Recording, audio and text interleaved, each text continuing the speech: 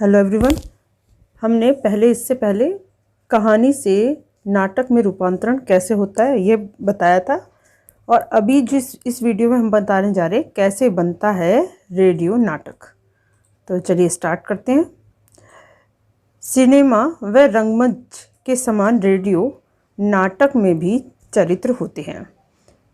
उनके आपस में संवाद होते रहते हैं। इन्हीं संवादों के माध्यम से कहानी आगे बढ़ती है। लेकिन सिनेमा एवं रंगमंच की भांति रेडियो में दृश्य यानी विजुअल्स नहीं होते हैं। रेडियो श्रव्य माध्यम है। अतः रेडियो नाटक का लेखन सिनेमा और रंगमंच के लेखन से थोड़ा भिन्न होता है, वह थोड़ा कठिन भी है। रेडियो नाटक में सब कुछ संवादों और ध्वनि प्रभावों के जरिए संप्रेषित करना होता है। न मंच सज्जा होती है, न वस्त्र सज्जा होती है, न ही नायक के चेहरे के भाव भंगिमा होती है। और हमने पहले जब पढ़ा था तो हमने यही पढ़ा था कि नाटक में ये सब चीज़ होती है। जब नाटक होता है मंच सज्जा भी होती है, वस्त्र सज्जा भी होती है, नायक जो होता है उसके चेहरे की भाव भंगिमा का बहुत बड़ा रोल होता है। लेकिन रेडियो में ऐसा नहीं होता, उसमें बस खाली संवाद होता है जिसे हम सुनते हैं। तो रेडियो नाटक में सबसे पहले कहानी चुनी जाती है कि हम किस कहानी का नाट्य रूपांतरण रेडियो के द्वारा कर रहे हैं। कहानी चुनने में निम्नलिखित बातों का ध्यान रखना चाहिए। कहानी ऐसी न हो जो पूर्ण रूपेण एक्शन पर आधारित हो, मतलब एक्शन उसमें नहीं होना चाहिए। जब हम रेडियो में नाटक का रूपांतरण कर रहे हैं पूरी तरह से एक्शन नहीं होना चाहिए, क्योंकि रेडियो पर अत्यंत एक्शन सुनाना उबाऊ यानी हम बोर हो जाते हैं। इसीलिए कहानी का चयन करते समय अपने माध्यम को समझते हुए कार्य करना चाहिए कि हम कौन सा माध्यम कहानी के लिए यूज़ कर रहे हैं। अगर रेडियो माध्यम यूज़ कर रहे हैं तो उसमें एक्शन थोड़े कम होने चाहिए। श्रव्य माध्यम में नाटक, छवि यानी सुनने वाला माध्यम, श्रव्य माध्यम में नाटक तथा बातचीत जैसे कार्यक्रमों के लिए व्यक्ति की एकाग्रता समय 15 से 30 मिनट का होता है। तो जब हम कोई भी सुनने वाली चीज़ करते हैं तो वो खाली 15 से 30 मिनट ही हम इससे ज़्यादा हम सुनने में के बाद हम ऊबने लगते हैं। अतः रेडियो नाटक की अवधि भी 15 से 30 मिनट की ही होनी चाहिए। सिनेमा का नाटक में दर्शकों घरों से बाहर किसी सार्वजनिक जगह पर जमा होते हैं। वे इन आयोजनों के लिए प्रयास करते हैं तथा अपरिचित व्यक्तियों के एक समूह का हिस्सा बनकर प्रेक्षागृह में बैठ जाते हैं। इन्हें कैंपविक्ट और ऑडियंस यानी एक जगह पर कैद किए गए दर्शक कहलाते हैं। ऑडियंस होता है या फिर कैंपविक्ट। रेडियो नामक नाटक जो होता है वह उसका समय सीमित होता है। अतः 15 मिनट की अवधि वाले रेडियो नाटक में पात्रों की अधिकतम संख्या 5 से 6। इसको ध्यान रखना कि एक तो हमारा रेडियो नाटक 15 से 30 अवधि में होना चाहिए। दूसरा ध्यान रखना चाहिए कि हमें कितनी संख्या के पात्र लेने चाहिए। ज़्यादा पात्र लेने भी हमें परेशान कर सकते हैं और नाटक से हमारा मन हटा सकते हैं, हम ऊब सकते हैं। तो पात्रों की अधिकतम संख्या 5 से 6 होनी चाहिए। 30 से 40 मिनट की अवधि के रेडियो नाटक में 8 से 12 तथा 60 मिनट या इससे अधिक की अवधि नाटक में 15-20 पात्र हो सकते हैं। जरूरत पड़ने पर 15 मिनट के नाटक में पात्रों की संख्या 7 से 8 भी हो सकती है। पात्रों में उक्त संख्या प्रयुक्त प्रमुख एवं सहायक भूमिकाओं की संख्या है। छोटे मोटे किरदार जैसे फेरीवाला की आवाज़ या डाकिये का संवाद या बातचीत आदि इसमें सम्मिलित नहीं किए जाते। तो ये जो साइड से जो चीज़ें होती हैं उसमें सम्मिलित नहीं होती हैं। तो रेडियो नाटक की सबसे बड़ी बात यह है कि इसमें अधिकतम संख्या 5 से 6 पात्र होने चाहिए। 30 से 40 मिनट की अवधि में के रेडियो नाटक में 8 से 12 तथा 60 मिनट की से अधिक अवधि वाले रेडियो नाटक में 15 से 20 पात्र, एक लिमिट उसमें दे रखी। तो ये आप ध्यान रखना है। इसे आप नोट भी कर सकते हैं। ज़रूरत पड़ने पर 15 मिनट के रेडियो नाटक में 7 संख्या भी या 8 भी ले सकते हैं, जैसे उसकी संख्या हो। तो आगे बढ़ते हैं। आगे क्या दे रखा है? अतः रेडियो नाटक के लिए कहानी का चयन करते समय निम्नलिखित 3 प्रमुख बातों का ध्यान रखना चाहिए। कहानी क्या? तो कहानी केवल घटना प्रधान न हो, कहानी की अवधि बहुत अधिक न हो धारावाहिक को छोड़कर, और किरदारों यानी पात्रों की संख्या सीमित हो। तो ये बात ध्यान रखनी बहुत ज़रूरी है। मंच का नाट्य लेखन, फिल्म के पटकथा और रेडियो का नाट्य लेखन एक दूसरे से काफ़ी मिलते जुलते हैं, लेकिन एक बड़ा अंतर यह है, अब अंतर इसमें क्या होता है कि रेडियो नाटक में दृश्य नहीं होता है। दृश्य की रचना भी नाट्य ध्वनि प्रभावों व संवादों के माध्यम से करना पड़ता है। तो ध्वनि यूज़ करते हैं, उसके प्रभाव यूज़ करते हैं और संवाद, बस इसी माध्यम से हमारा रेडियो नाटक चलता है।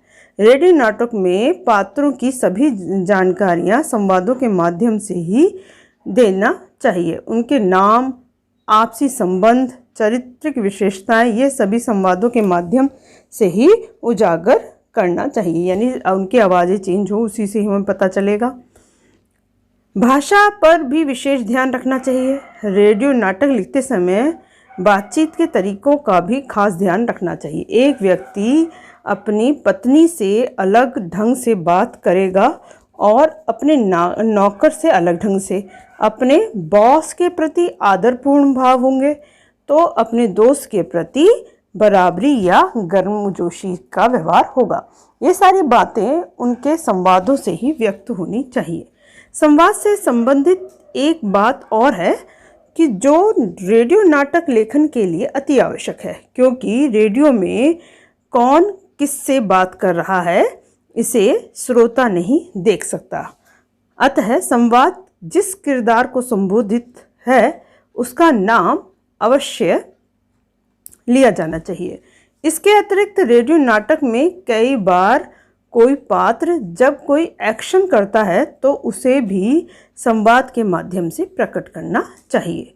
नाटक के आलेख और रेडियो के आलेख में कोई खास अंतर नहीं दिखता, फिर भी कुछ छोटे छोटे अंतर हैं और यही छोटे छोटे अंतर रेडियो नाटक के लिए अत्यंत महत्वपूर्ण हो जाते हैं। अब इससे रिलेटेड क्वेश्चंस देखें। रेडियो नाटक क्या है? तो रेडियो नाटक एक श्रव्य माध्यम है। साहित्य में ये विधा जब रेडियो पर सुनाई जाती है तो रेडियो नाटक की संज्ञा देते हैं, यानी इसे रेडियो नाटक कहते हैं। साहित्य कोई भी विधा को अगर हम रेडियो में सुनाए तो रेडियो नाटक कहा जाता है। रेडियो नाटक को अंधेरे का नाटक क्यों कहा जाता है? तो रेडियो नाटक को अंधेरे का नाटक भी कहा जाता है क्योंकि इसका मंचन अदृश्य होता है। फर्स्ट, जिसे देख नहीं सकता, तो जहाँ हम किस समय नहीं देख सकते, जिस समय अंधेरा होता है। या यह भी कहा जा सकता है कि इसे देखा नहीं जा सकता है, सिर्फ सुना ही जा सकता है। रेडियो नाटक और सिनेमा में मुख्य अंतर क्या है? तो रेडियो नाटक और सिनेमा में मुख्य अंतर यह है कि सिनेमा में विजुअल्स अर्थात दृश्य होते हैं, जबकि रेडियो नाटक में दृश्य नहीं होते हैं। फोर्थ क्वेश्चन है, हिंदी का प्रथम रेडियो नाटक कौन सा है? तो हिंदी का प्रथम रेडियो नाटक है राधा कृष्ण। रेडियो नाटक में पात्र संबंधित जानकारी हमें कैसे मिलती है? तो रेडियो नाटक में पात्रों से संबंधित सभी जानकारी हमें संवादों के माध्यम से मिलती है। नेक्स्ट क्वेश्चन है, रेडियो नाटक में दृश्य की बजाय कट क्यों लिखते हैं?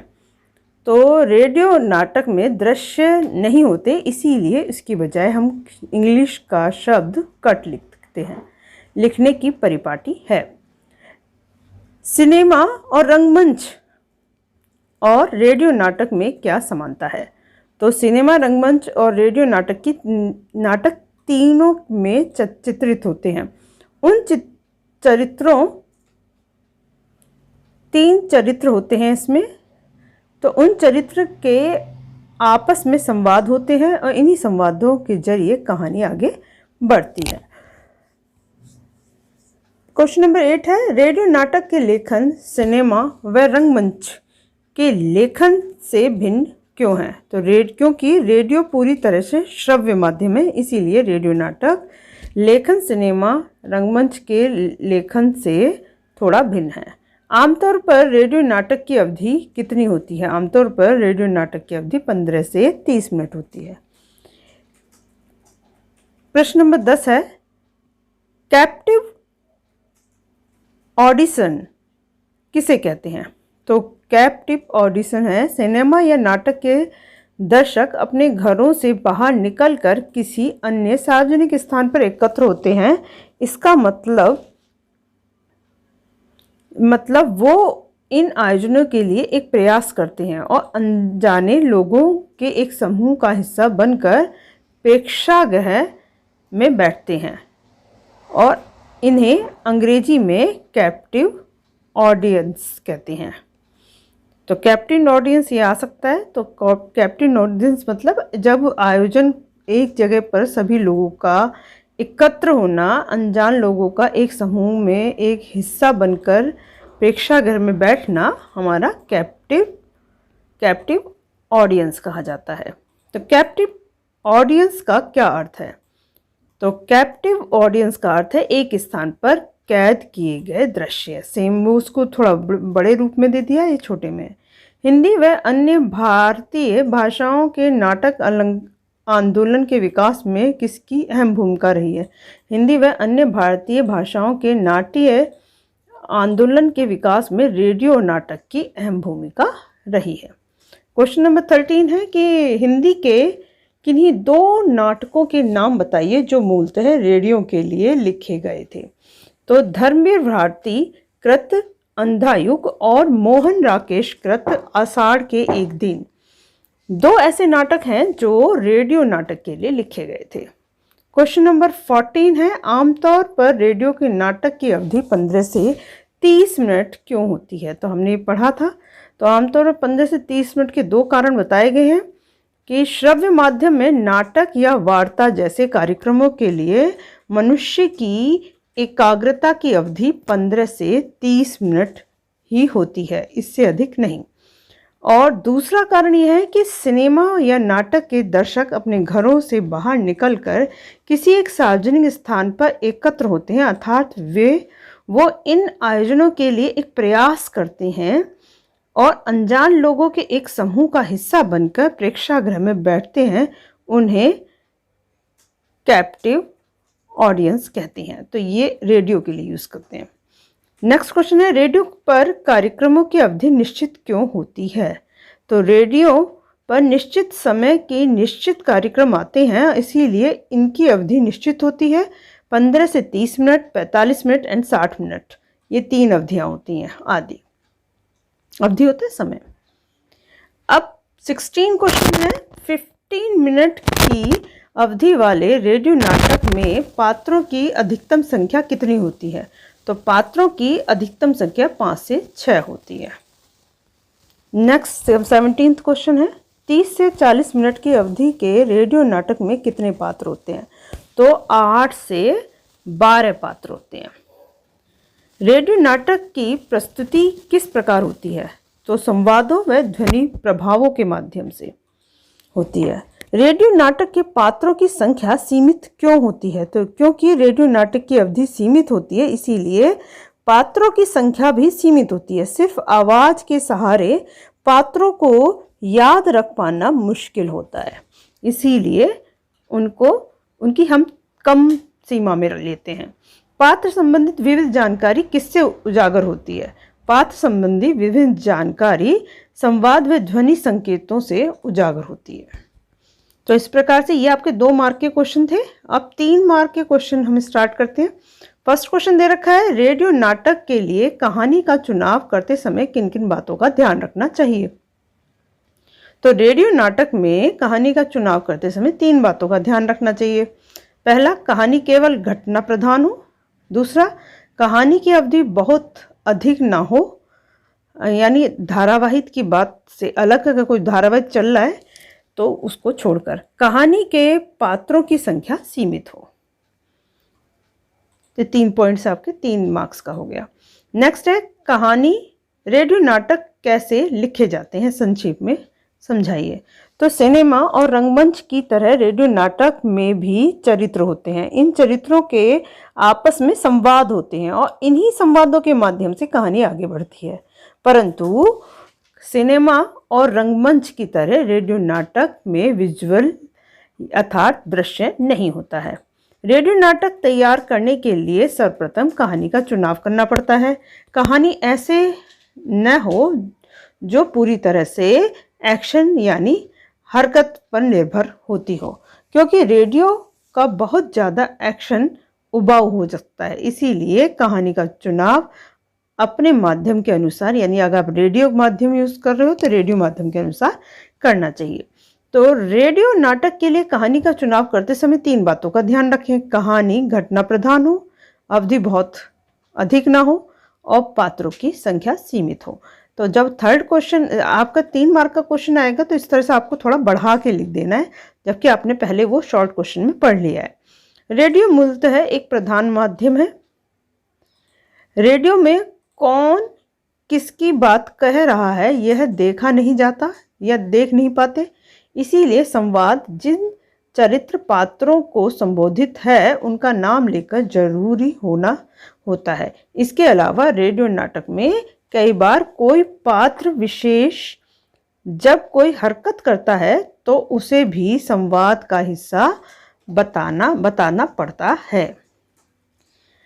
इस तरह हम देखते हैं कि नाटक के आलेख और रेडियो के आलेख में कोई खास फर्क नहीं होता, लेकिन कुछ छोटे छोटे अंतर होते हैं जो रेडियो नाटक के लिए काफ़ी महत्वपूर्ण होते हैं या उसे काफ़ी महत्वपूर्ण बना देते हैं। तो नेक्स्ट क्वेश्चन दे रखा है, सिनेमा और रंगमंच रेडियो नाटक में क्या क्या असमानता है। तो सिनेमा अब 3 दे रखा है, सिनेमा, रंगमंच और रेडियो नाटक में तीनों में असमानता, मतलब क्या क्या उसमें डिफरेंस है। तो निम्नलिखित डिफरेंस है। सिनेमा और रंगमंच को अगर हम लेते हैं तो सिनेमा और रंगमंच दृश्य माध्यम है, इसमें दृश्य होते हैं और मंच सज्जा व वस्त्र सज्जा का बहुत महत्व होता है। इसमें पात्रों की भावभंगिमा विशेष महत्व रखती हैं और इसमें कहानी के पात्रों की भावनाओं द्वारा प्रस्तुत किया जाता है। आप देखते होंगे अगर आपके स्कूल में भी कभी कभी रंगमंच होता है तो उसमें भी आपका यही सब चीज़ों के लिए ध्यान रखते हैं। अब रेडियो नाटक एक श्रव्य माध्यम है, ये दृश्य है तो ये श्रव्य है, इसमें दृश्य नहीं होता है, इसमें दृश्य होता है। और इसमें सज्जा, वस्त्र सज्जा, मंच सज्जा, इनका कोई महत्व नहीं होता है रेडियो में। इसमें भाव भूमिका की कोई आवश्यकता नहीं होती है। इसमें कहानी को ध्वनि प्रभावों व संवादों के माध्यम से संप्रेषित किया जाता है। अब रेडियो नाटक की ध्वनि एवं प्रभावों का क्या महत्व है। तो रेडियो नाटक की विशेषता या फिर क्या महत्व है या उसकी विशेषता को स्पष्ट कीजिए, दोनों तरह से क्वेश्चन दे सकते हैं। तो रेडियो नाटक में ध्वनि प्रभाव एवं संवादों की विशेष महत्व होता है, जो कुछ इस प्रकार से है। रेडियो नाटक में पात्रों से संबंधित सभी जानकारी संवादों के माध्यम से मिलती है, क्योंकि संवाद ही कर सकते हैं, और पात्रों के चरित्र विशेषता संवादों के द्वारा ही उजागर होती है। उसके चरित्र भी हम जब संवाद सुनते हैं तभी पता चलता है कि किस कैसा कौन कैसा चरित्र है, बिहेव किस कैसा है उसका। नाटक का पूरा कथानक संवादों पर ही आधारित होता है। इसमें ध्वनियों के प्रभावों संवादों के माध्यम से कथा को श्रोताओं तक पहुंचाया जाता है। संवाद के माध्यम से रेडियो नाटक उद्देश्य स्पष्ट होता है। संवादों के द्वारा ही श्रोताओं को संदेश दिया जाता है। तो सारा सब कुछ जो रेडियो है वो संवाद पे ही डिपेंड करता है। नेक्स्ट क्वेश्चन है, रेडियो का नाटक का आरंभ किस प्रकार हुआ। तो आज से कुछ दशक पहले रेडियो ही रंगमंच का प्रमुख साधन था। सबसे पहले रेडियो ही था। उस समय टेलीविज़न, सिनेमा, कंप्यूटर, मनोरंजन के साधन उपलब्ध नहीं थे। ऐसे समय में घर बैठे ही रेडियो ही रंगमंच का सबसे सस्ता और सुलभ साधन था। रेडियो पर खबरें आती थीं, इसके साथ साथ अनेक ज्ञानवर्धक कार्यक्रम भी प्रसारित किए जाते थे। रेडियो पर संगीत, खेल और आंखों देखा हाल प्रसारित किया जाता था। FM, चैनलों की तरह संगीत की अधिकता होती थी। धीरे धीरे रेडियो का नाटक भी प्रस्तुत किए जाने लगे। तब रेडियो नाटक टीवी धारावाहिक तथा टेली फिल्मों की कमी पूरी करने के लिए शुरू हुआ थे। ये नाटक लघु भी होते थे और धारावाहिक के रूप में भी प्रस्तुत किए जाते थे। हिंदी साहित्य के सभी बड़े बड़े लेखक साहित्य रचना के साथ साथ रेडियो स्टेशन के लिए भी नाटक लिखते थे। उस समय रेडियो के लिए नाटक लिखना एक सम्मानजनक बात मानी जाती थी, क्योंकि कोई और साधन नहीं था। इसलिए इस प्रकार रेडियो नाटक का प्रचलन बढ़ने लगा और रेडियो नाटक में हिंदी और अन्य भारतीय भाषाओं के नाटक आंदोलन के विकास में महत्वपूर्ण भूमिका अदा की। हिंदी के अनेक नाटक जो बाद में मंच पर बहुत प्रसिद्ध रहे, वे मूलतः रेडियो के लिए लिखे गए थे। धर्मवीर भारती द्वारा लिखा गया जो रचना है अंधा युग और मोहन राकेश द्वारा रचित आषाढ़ के एक दिन इनका सर्वश्रेष्ठ उदाहरण है। ये दो उदाहरण जरूर लर्न कर लेना। अब नेक्स्ट टॉपिक जो है वो है पत्रकारिता, लेखन के विभिन्न रूप और लेखन की प्रक्रिया। अब इस टॉपिक को हम नेक्स्ट वीडियो में लेंगे, क्योंकि वीडियो बहुत लंबी हो जाएगी। आपको अगर वीडियो अच्छी लगी हो तो प्लीज़ लाइक करें, शेयर करें, सब्सक्राइब करें, जिससे कि आपके फ्रेंड्स की भी हेल्प हो सके। आज के लिए बस इतना ही। धन्यवाद।